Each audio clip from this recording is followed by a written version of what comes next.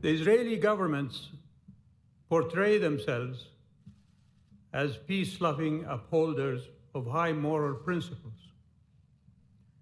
And yet,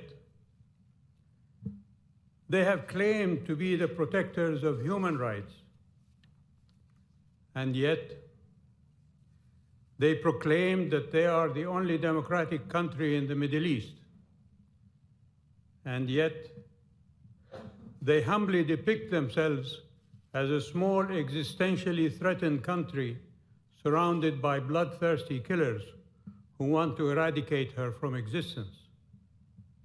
And yet, they profess that they want to be friends with Saudi Arabia.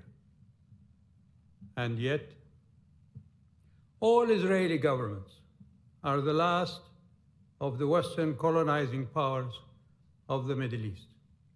And yet, Israeli governments have arrested thousands of the inhabitants of the lands they are colonizing and incarcerated them in concentration camps under the flimsiest of security accusations, young and old, women and men, who are rotting there without recourse to justice.